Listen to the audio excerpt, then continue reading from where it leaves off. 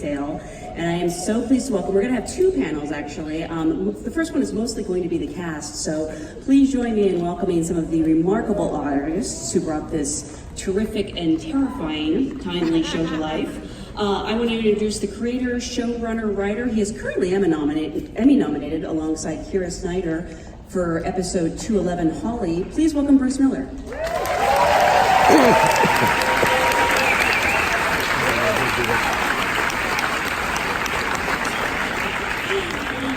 Also joining us is the man behind some of the best shows ever on television. He's an executive producer on the show, a 3-time PGA winner, and a 2-time Emmy Award winner. Please welcome Warren Littlefield.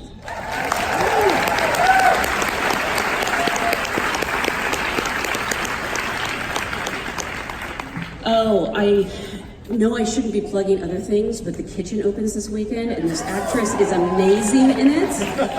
She is also the star of this show, for which she won an Emmy. She also won an Emmy as an executive producer. Please welcome Elisabeth Mott.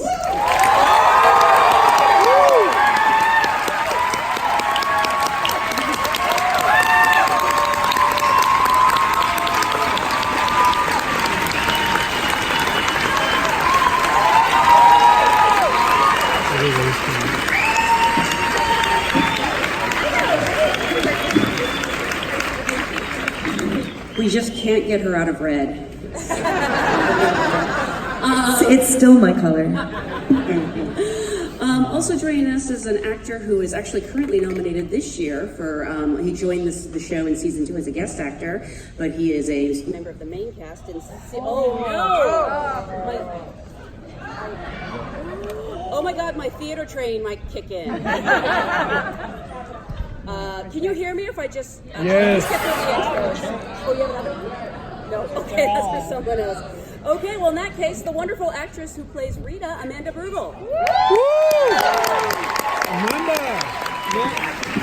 Bradley, I did that whole introduction for Bradley Whitford.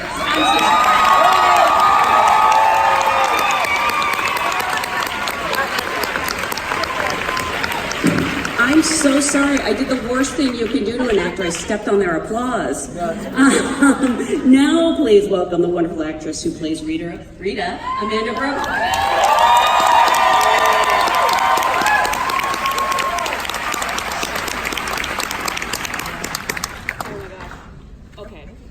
Okay. I'm just going to project for this part and then get a new mic. Everybody loves this actress. She is Aunt Lydia. Please welcome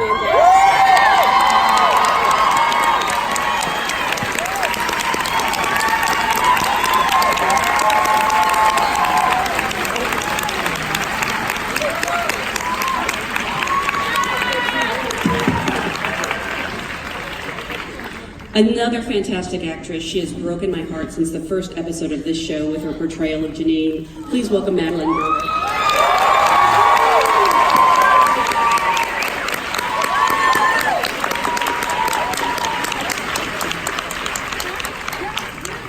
Another Emmy nominee. I have come to love this character more than I ever expected. She plays Serena Joy. Please welcome Yvonne Strahovski.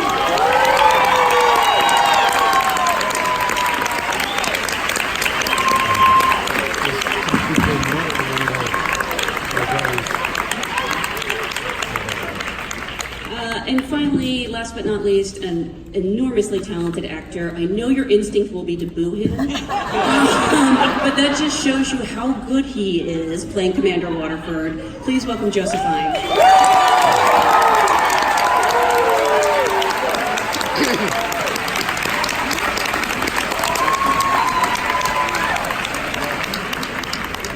Thank you guys so much for being here. Congratulations on all the success of the show. I just think I want to say, as a fan of the book and as a fan of like the first season and then the second season, thank you for not messing it up. This could have gone wrong in so many ways, and in some way, like after a great first season and then another great second season, does that put a pressure on you going into the third season? No, because we made the first two. I mean, I think that you can put pressure on yourself, but it was actually just us that did the other one. So I don't think we're playing Can You Top This? We're just trying to follow June's story. Lizzie makes it very easy. I mean, but could you ever have anticipated the response after that first season, especially after just the first couple episodes of the first season? Like, was there a moment you sort of knew that it had sort of entered the pop culture vernacular? Like, did people walk up to you on the street and say, like, under his eye? Yeah, and they still do. And I always get a little thrown and forget what to say back. Thank you. I don't know. I don't know if there was a moment. I think for us, I don't know, perhaps seeing some of the Super Bowl spot when Hulu stepped up and said, "Hey, we really want to go out there and say to the world, here's our show." Mm-hmm. And so they put a lot of money up. They put a spot in the Super Bowl, and the next day, Margaret's book was #1 on Amazon, and the power of advertising and the anticipation to view off of that spot that was seen, quite honestly, by most of the world. Yeah. The anticipation was great, and they banked on us, and it worked. I love that because usually the Super Bowl commercials you remember are like beer commercials. Yeah, they asked us to try one of those, but we turned them down. I am curious for the cast though, like was there a moment for you where you sort of realized, you know, maybe Joseph, people started crossing the street when they saw you? Do you know, weirdly, they're actually rather nice. What's a war crime between friends? Anyone else? Well, they run when they see me. A woman really did in the airport. She kept saying, "I know you." "I'm sure I do." I'm thinking, well, honey, we can carry this conversation on for a while because I did. And she said, are you the... And she literally turned and flew down the escalator. Yep. I actually do want to go back to the beginning because with the exception of Bradley, who as I noticed joined in season 2, you've all been with the show from the start. What's it been like to sort of watch these characters grow and change over the years, or in some cases not change? Start with Elisabeth. I mean, for me, it's been a privilege to watch so many of these actors grow and continue to thrive and continue to push themselves. I mean, Amanda and I were just joking because I was watching the end of this episode, which obviously I've seen many, many times, and that scene with her and Alexis and OT and Samira with that, and when they land in Canada, just gets me every time. It's just the most beautiful performances. I can't help but just weep, and then basically everything. She was crying the whole time, and I said to her, watching her watch the show, it should be its own show. You've seen the show. You're in the show. And she's like ducking. It's like, you know what's gonna happen. It's amazing. I just watched her the whole time. It was great. I'm like biting my nails and plotting. I just get really into it. I don't know. We've had the opportunity to push these characters, I think, in ways that you don't often get to do in television or film, honestly. And that's due to obviously our writers' room and Bruce and the constant challenges that they give us, and we're lucky enough to get. And Anne, we got to see Aunt Lydia's backstory this season, which we had all been waiting for.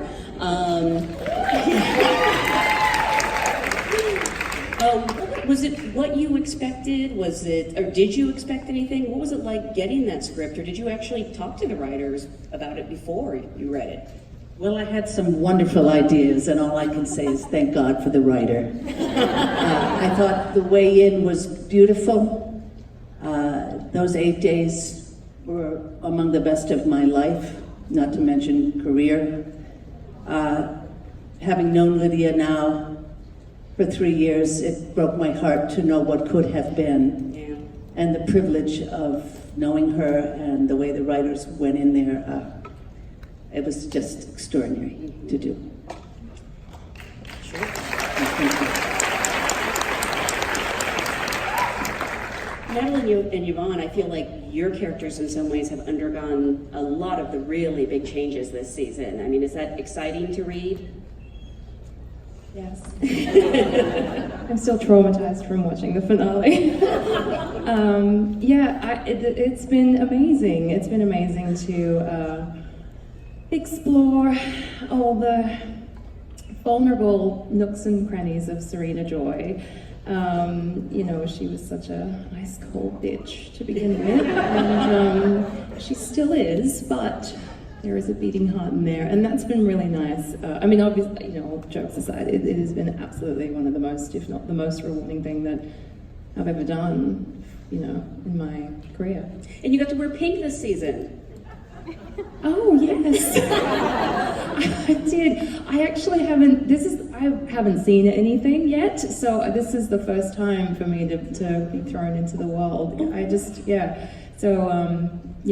get to wear pink. I would like to wear pink. And Madeline, for you?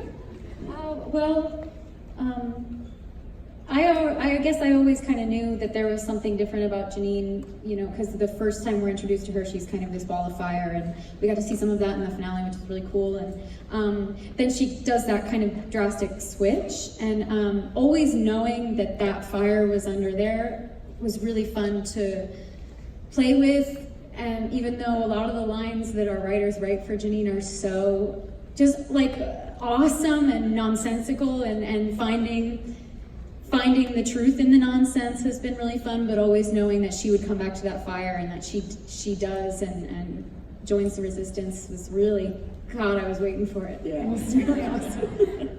And Joseph, for you, I have to admit, there were episodes this season where I was rooting for Fred and Serena. Really? Yeah, in a weird way. That makes two of us.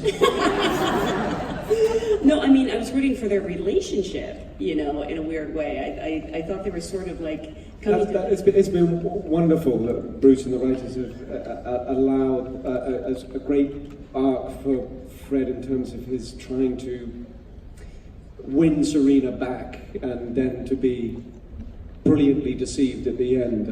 So it's been a lovely journey and development, and almost at the very end, there's that moment where Serena allows him to sort of consummate back their relationship, I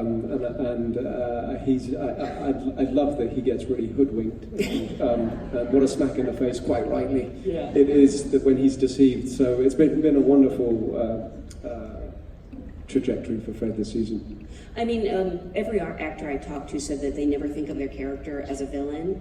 I don't know if that's the case with you. They try to find something that they like about them or something they relate to them, but it's hard with this guy. No, but he's a villain, yeah. No redeeming factors. Bradley, you have had some television success in the past, obviously. Coming into an already established and beloved show, what sort of drew you to this opportunity, and what is it like to sort of be the new guy on set? I was really in love with this show. I've had a lot of very lucky opportunities in my life, but I love this show so much. I felt like I got a guest shot in Godfather 2 or something like that. And the first tape, there's all the iconic clothes and the lighting. It was intimidating. You really do not want to be the person out there who's not good. But it was intimidating coming in. I have to say, I can spot a shitty atmosphere on set in a movie in a fucking second. And what you see, and part of the power of the show, is a function of a creative process that is collaborative and completely respectful, and it comes from everybody on the top. But that's why you're seeing a whole bunch of people having if not one of the greatest acting experiences of their lives, because it is an amazing thing as an actor, because I think you spend your life feeling like you're swimming upstream against a lot of shitty writing and rejection and stuff. And then you get a situation like this, and I've never done it, but I guess it's like surfing. It's like suddenly you're just surfing on this amazing, amazing ride. Mm-hmm. And I'm curious, sure, no, I don't want to, again, I stepped on your applause. I seem to just do that. Going into the third season, what was sort of like your overreaching message you wanted to send? I feel like I really love this season because I love how they are fighting back. And I love that they're successful at it for the most part. You know, I don't know if you break it down season by season or if you think of it as a story as a whole. I mean, we definitely think of it as a story as a whole, but this season was about what, I mean, I think with Elisabeth, we got to show what a real hero looks like. And because on TV, often it's so easy. You know, she decides to rebel, but I don't know how to rebel, and rebel's just a nice word for a smaller army. Yeah. You know, so she has to do all the things you do as a soldier. She has to kill, she has to send other people to be killed, she has to make all these moral compromises. And it isn't just you snap your fingers and you're Han Solo. I mean, it's, or you have superpowers. She doesn't have either of those things. I mean, she has fingers, she can snap. But that's, I think, what we were trying to do, and what Lizzie and I talked about from the beginning was try to make her feel like, you know, not someone who, like one of us in that situation. And I mean, maybe you guys do, but I don't think it would be very easy. Oh, God, no. I think also episode 2 is really a stark examination of the responsibility of leadership and what it's like to make a really tough call, because Lawrence is testing her. He is, and you know, is he a good guy? Is he a bad guy? Where is he coming from? And this is a major, major test for June, and she rises to it. We're, with all due respect, we're not a Marvel movie. We have capes, but that complexity to what responsibility and leadership looks like in the face of a fascist enemy, you know, that really provides satisfaction, I think. I'm curious for the actors. I mean, obviously you're dealing with some heavy subject matter here. Are you the kind of people who take it home with you at the end of the day? Are you able to shake it off? Do you guys, you know, get drunk together? I have to say, it is one of the sweetest sets. I mean, I walked into this, and you expect some sort of a lot more darkness, and it's the sweetest. I don't mean this in a condescending way at all. It is the sweetest crew of genetically, stereotypically sweet Canadians, and the material is just so brutal. So like, you know, there's, you know, I don't want to rush you, but you know, I think we should get the nooses on the girls. You know, so it's like a weird combination. No, you gotta spread our legs. We can't see the commander. Sorry, you know.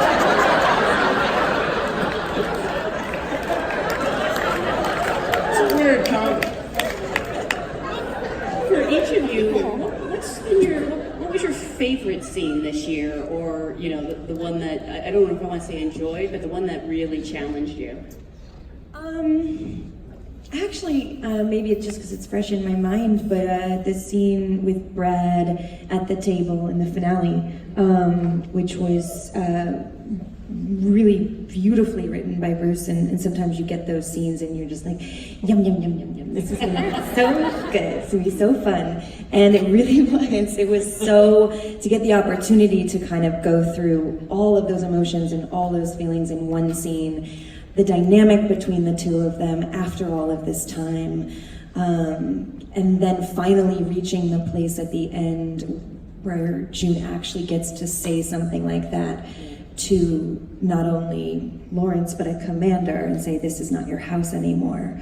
You know, it was just so fucking fun, honestly. It was so good. So I just loved it. It was challenging, but I loved it.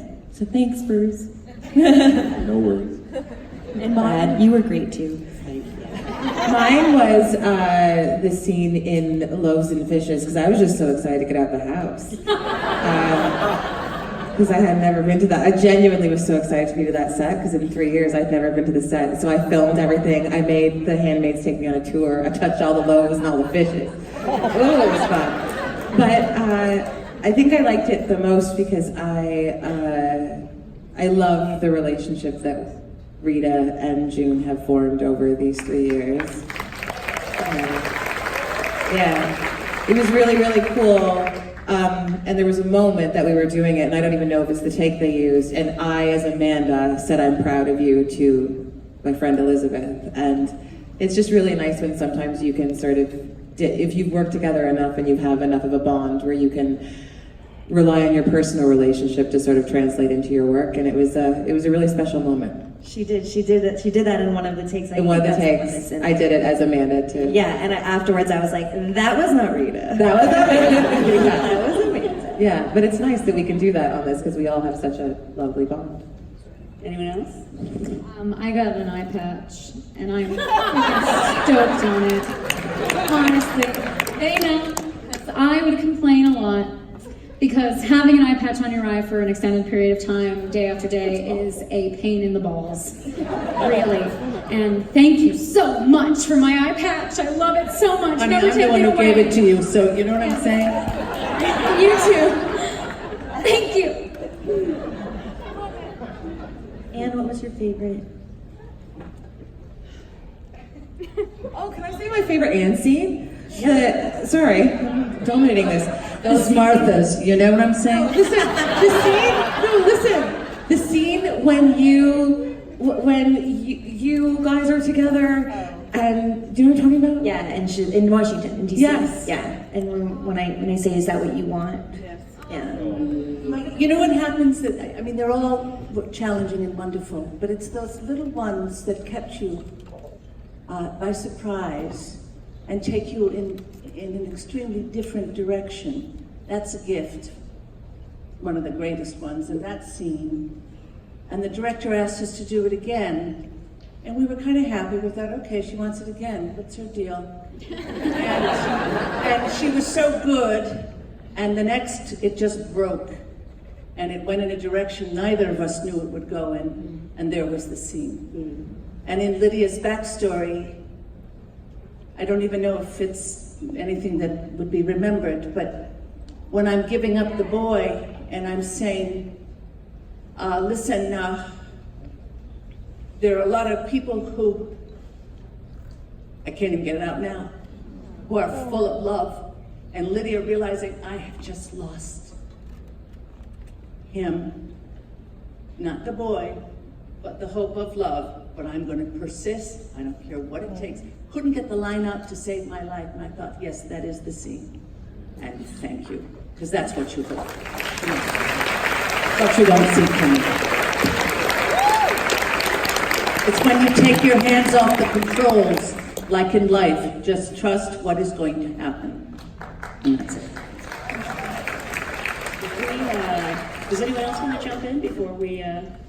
I was going to say one scene that I think is just an example of the complexity of the writing. There's a scene where I'm humiliating her in front of the commanders to get a book. Now I am just being cruel to her. That's one thing that's going on. I am justifiably testing her. Because I need to know that she's not just a sentimental mom, right? So I need to know who I am going in with. I'm resolving an argument between the commanders by getting us all to join together in a little joyous moment of misogyny. And there's like 7 things going on in that scene simultaneously, and that is phenomenal writing. Mm-hmm. And I hope this little one's going to say something. Have you picked a scene that you love? I just did. I got an eye patch. Oh, that one. Yes, okay. But her little things that she does, my little sweetness. I can't tell you. She surprises me every time. I think, good gracious, where did she get that? Whether she's swinging her little leg and I want to snap it off as Lydia. It's just always so, you know, perfect little, yay, oh, and like kill her. It's just, it's a precious thing. Yvonne, Joseph, do you want to jump in at all? I loved the scene where Chris Maloney started to feel me up. And it was about time that the tables were turned on Fred. And I wish we had kind of opened up that narrative a little bit more to see where Fred would have got on Me Too on Windsor. I love that. That was a great scene. Yvonne? I think that was my favorite scene too. I think probably the reunion with Nick. I was gonna say my baby, not my baby. With Nicole in the airport with OT with Luke, because I mean, as a fan of the show also, I mean, I do my bit, but I love watching everybody else's bits too. That it's extraordinary what you all do, but it's awesome when the worlds collide in this show, and I love it, when Gilead collides with Canada. And so for me, as a inner fan moment, having an inner fan moment as well as being able to play Serena, it was great to have Luke there and the baby and worlds colliding, and it was just so cool, that scene. Well, we're going to bring out some of the below the line people now. So I want Bruce and Warren are going to stay here, but please thank the cast for being here. Thank you guys.